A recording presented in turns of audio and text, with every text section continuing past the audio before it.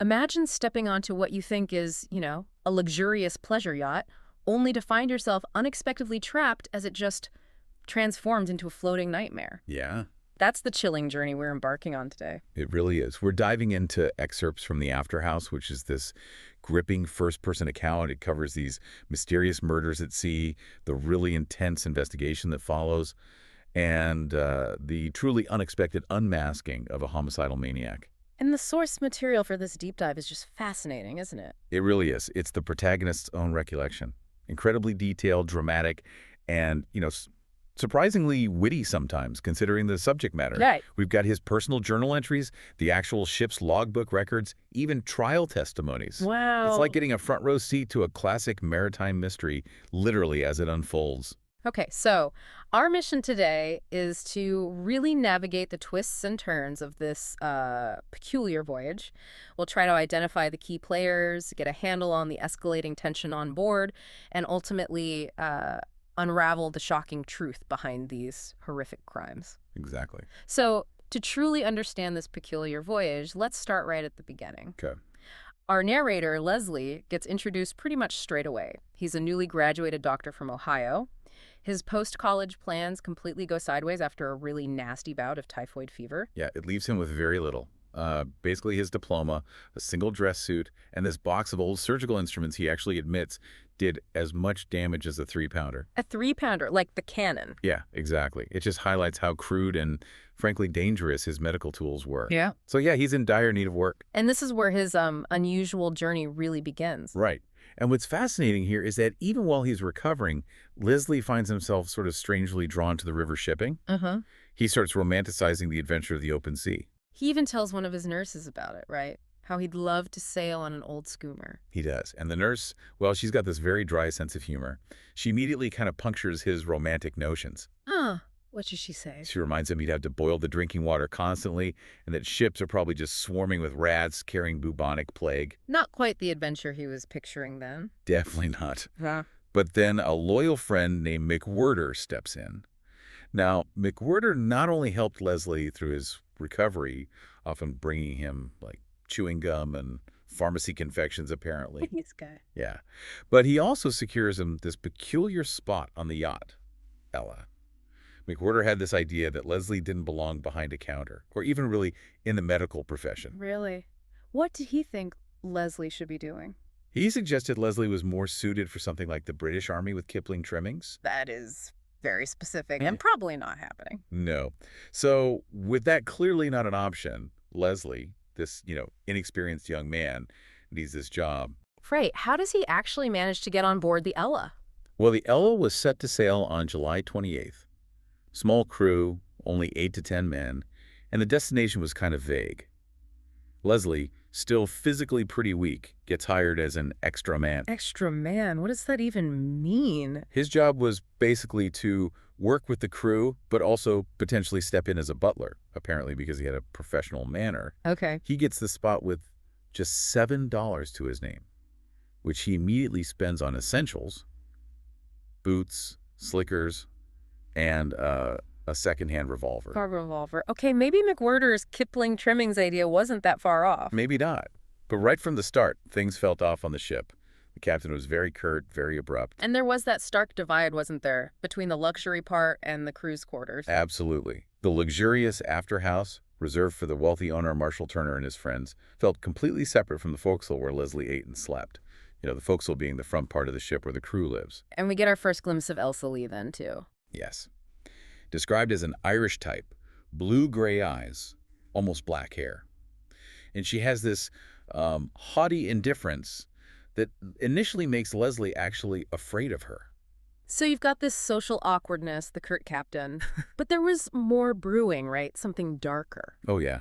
Beyond just the rigid social hierarchy, there was this more insidious tension brewing below decks, even before the real horror started. Oh, so? Marshall Turner, the wealthy owner, had equipped his pleasure boat surprisingly modestly. But he did fumigate the hold. Which sounds sensible, I guess. You'd think, but it actually just drove the coughing crew to sleep out on the deck. Ah, Not so sensible then. No. Hmm. And the narrator, Leslie, he quickly picks up on these growing tensions, particularly with the butler, a guy named Williams. Williams, what was his deal? He tried to get Leslie to illegally dispose of some liquor, like right away. Seriously, why rope Leslie into that immediately? That just screams trouble, doesn't it? It absolutely does. It suggests maybe desperation, or maybe it was some kind of test. Who knows? But what's really interesting is how Elsa Lee starts to react to Leslie. The haughty one. Yeah, the one who was initially so dismissive. She starts to actually notice him. She comments on his deck scrubbing, which must have felt weird. A bit condescending, maybe? Possibly. But then she surprisingly tells him to unclench your hands. And she reminds him she's the reason he's even on board. Okay, that's a power move. Totally. She even coolly tells him to just drop Williams if he's insolent again. Oh. And then there's this glimpse of a fleeting smile from her that apparently just goes straight to Leslie's head. The small things. It sounds like one of those moments that just shifts everything, doesn't it? Especially for someone like Leslie feeling so out of place. Exactly. It hints at these complex power dynamics and, the underlying tensions that are about to just explode. Yeah. It shows how vulnerable he is. And adding to that whole atmosphere, there's the helmsman, Charlie Jones. Yes. The philosophical German helmsman. Yeah. He offers this really sobering perspective that honestly just chills you to the bone. What does he say? He sort of muses aloud about whether God should have just left the world as just sky and water after the flood. Deep thoughts at the wheel. Right. But then he gets really ominous.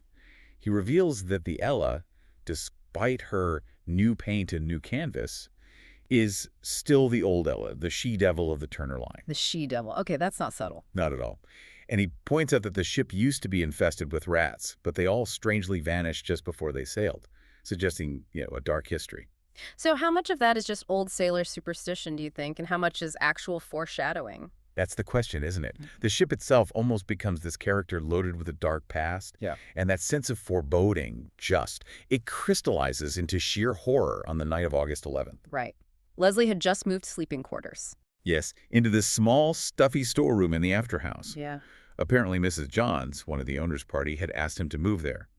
She was nervous about trouble between Mr. Turner and the captain. So he moves, and that night, August 11th, he'd left the door open a bit for ventilation, but he wakes up feeling stifled, and he realizes the door is locked from the outside. chilling.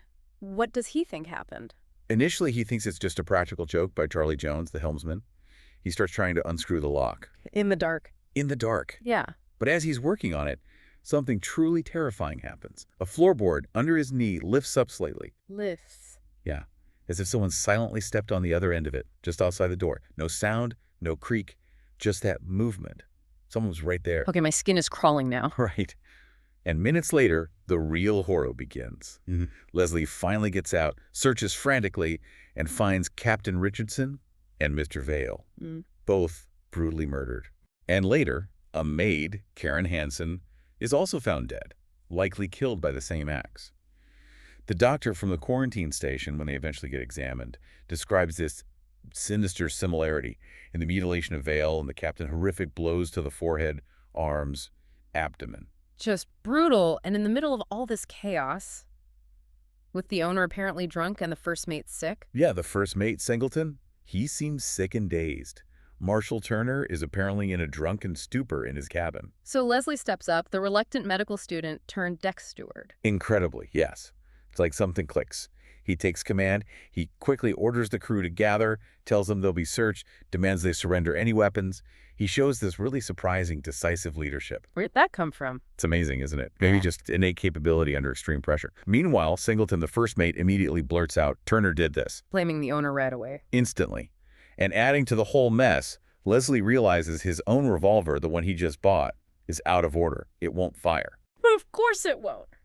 And the key, the one used to lock him in. That's the huge question. The storeroom key is missing. Leslie believes it's either still in Turner's cabin or someone threw it overboard.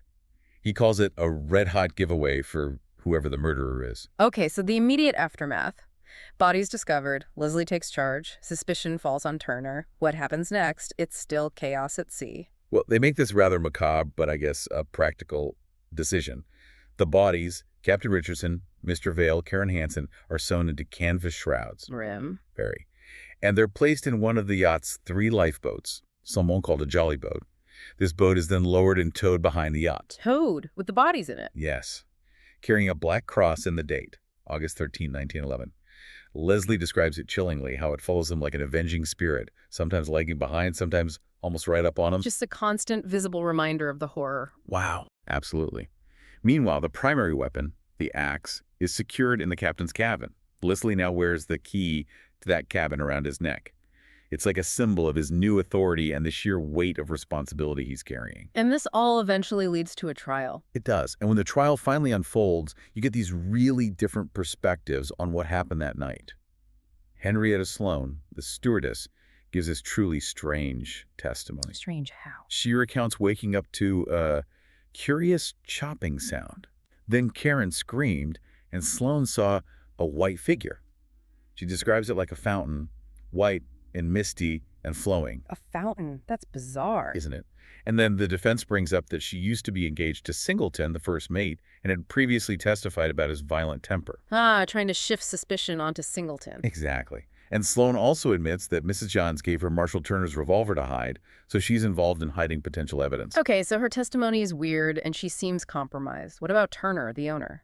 Marshall Turner proves to be an incredibly difficult witness. He claims illness, delirium, memory lapses for everything crucial. Convenient. Very. He admits having a key to the emergency axe case, but insists he can't recall leaving his cabin that night, even though steersmen saw him outside his cabin. Contradictions piling up. Big time. He also admits his relationship with the captain was strained, that he'd even threatened to fire him and put Singleton in charge instead. So, motive, opportunity. But he denies it all. Flat out. His evasiveness just makes him look more suspicious, really. And then there's that key again, the storeroom key that locked Leslie in. Right, a critical piece of the puzzle. There's this confrontation over it between Mrs. Johns and Elsa Lee. Mrs. Johns apparently picked it up from the floor in Turner's cabin and tried to hide it, claiming it was her jewel case key. But Leslie knew it wasn't. Leslie knew exactly which key it was. He knew it linked directly to Turner's cabin. But he refuses to take it from her by force. Instead, he just asserts that he has the women under guard. Tense. It shows how paranoid everyone must have been. Absolutely. Loyalties are shifting, everyone's desperate, and Mrs. Johns, for her part, she turns on Leslie directly. She hurls these really cruel accusations at him. Like what? She suggests he locked himself in. She calls him Elsa's jailbird, accuses him of trying to save himself at any cost. She even claims he dropped the key for Elsa to find, then took it by force. Wow, just inventing things left and right. Completely fabricating. Yeah. And she even admits she tried to throw the murder weapon, the axe, overboard herself. She admitted that. Why would she do that? Protecting Turner, perhaps? Or just pure panic? Yeah. It just shows how the chaos warps everyone's judgment. People are turning on each other. The whole situation is just deteriorating. And the bizarre incidents don't stop there, do they? There's something with a marlin spike. Ah, yes, another strange event. Yeah. Adams, the lookout, claims he threw a marlin spike. You know, one of those pointed tools sailors use at a white figure he saw, resembling a dog. A dog, okay. Weird, right? But the marlin spike is later found just swinging against the ship's hull, fastened with a blackwall hitch. Which is significant because... It's a specific type of sailor's knot, known for being simple but strong, maybe even a bit deceptive. It's not just some random incident. It feels like more potential evidence. It suggests someone with maritime knowledge, someone cunning enough to maybe stage things. It complicates the picture again. So it wasn't just a random throw. Then Leslie finds Burns, another crew member, attacked. Yes, Burns, who was apparently a popular young lookout. Leslie finds him unconscious with a head wound.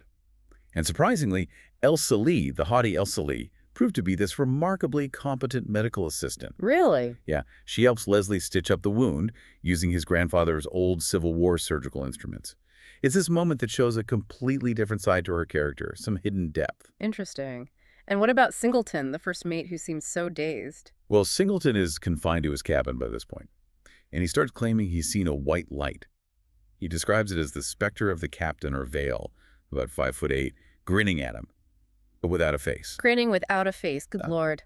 I know. So the big question is this a genuine apparition?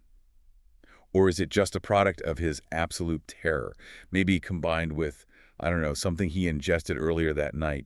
It really pushes the boundaries between what's real and what's delusion on that ship. So much fear, suspicion, and just weirdness. Eventually, they must reach port. They do. And the chaos on board quickly transitions to the uh, more structured but equally intense environment of the courtroom. Singleton is formally indicted. And Leslie is the key witness, He's presumably. the first witness, yes, Yeah. as the one who found the bodies and took command. But the prosecution immediately tries to tear him down. How? They paint him as unreliable. They call him a jailbird because he had no references, argue he sailed under false pretenses, Yeah. basically trying to discredit everything he says. But he kept that logbook, right? He did, and that becomes a key piece of evidence.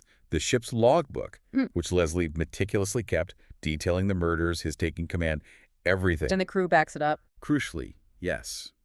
The crew had all read it and signed it, validating its contents.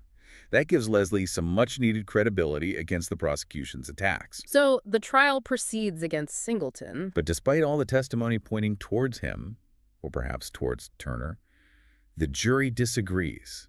They can't reach a verdict. A hung jury. Exactly.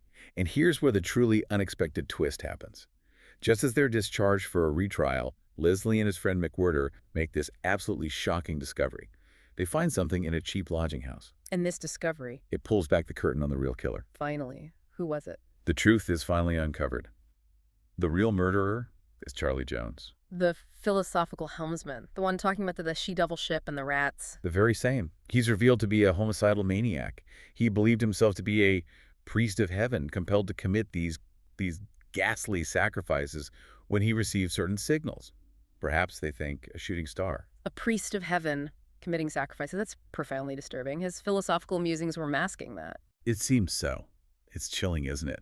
How deeply ingrained and, in his mind, rationalized this madness was, using something as mundane as a shooting star as a trigger for horror. So how did he do it? How did they reconstruct the night? Well, Jones was usually at the wheel from midnight to 4 a.m. It's believed he performed his devotions on the forecastle head, wearing his priestly robe, likely a white sheet. He must have gotten his heavenly signal early that night. And went to kill. Went to kill the captain, and probably Turner as well, but made a mistake in the dark, killing Vale instead of Turner. And Karen Hansen, the maid. His inflamed hatred of loose women seems key there. They found passages in his Bible, marked with a red cross, that seemed to relate specifically to her, linking him to that murder. He sounds incredibly cunning, though, to pull it off and get back to the wheel. Absolutely. He swiftly returned to the wheel after the murders, lit his pipe, acted completely normally, even struck the ship's bell on time, as if nothing had happened. Was there any final piece of physical evidence? Yes. The discovery that really solidified it was finding a white sheet, covered with dark brown stains, hidden in the jolly boat's stern locker. The boat with the bodies. Not the one towing the bodies, another locker on the main ship's jolly boat. But it was hidden where they kept the biscuits. The biscuits. Wow, the juxtaposition of the mundane and the horrific, that's chilling. It really is. The blood-stained Creasley robe hidden with the ship's biscuits. It just perfectly encapsulates Jones's cunning, his ability to blend these horrific rituals with the ordinary routine of the ship. It makes the madness even more terrifying. So Jones was the killer. What about Singleton, then? Why did he act so suspiciously, trying to escape? We learned the truth about that, too. He had hidden tools, keys, even a makeshift club in his mattress.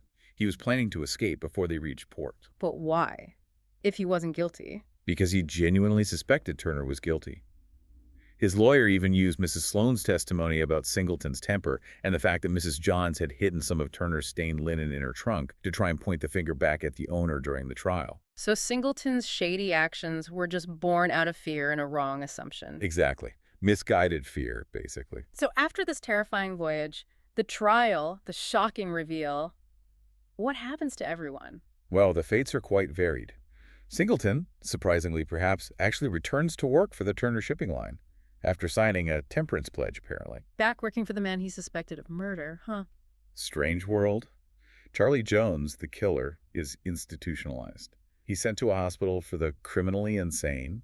They even make his windows opaque so he can't see the sky and receive any more heavenly signals. Wow. And Leslie? Leslie, in a final sort of unsettling gesture of kindness, sends Jones tobacco in the hospital. That is unsettling. And what about Leslie's own future?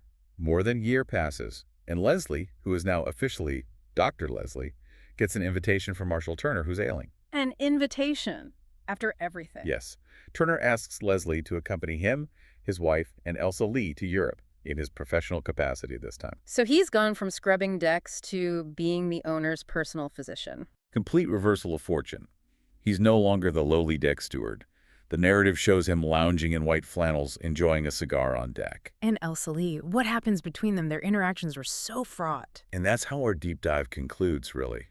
With this poignant reunion between Leslie and Elsa Lee, all that past stuff, her initial haughtiness, his subservient position, her rejecting his earlier clumsy advances, it's still there, but the dynamic has totally shifted. How so? Well, Leslie, with his new standing, he playfully asserts himself. He holds onto her skirt for a moment, then takes her hand. Their whole journey, which started with fear and suspicion and horror, ends not with another mystery, but with this quiet, powerful moment of connection. It happens in the Turner's sitting room on the ship, and Leslie finally gets to kiss her. From terror to romance. Well, sort of. Yeah, it's a testament maybe to how human connection can somehow emerge even from the absolute worst experiences. It's quite a journey. This whole deep dive into the afterhouse, it takes us from this tale of pure terror at sea to a resolution that feels, well, both satisfying in terms of the mystery, but also really deeply human. It really does. It definitely makes you wonder, doesn't it? You know, in the face of that kind of absolute chaos, the darkest parts of human nature laid bare, how do people find their own version of life, liberty, and the pursuit of happiness? And maybe more unsettlingly, what hidden truths or perhaps what hidden madness lies just beneath the surface, even in the most seemingly ordinary people or, out there on the calmest of seas?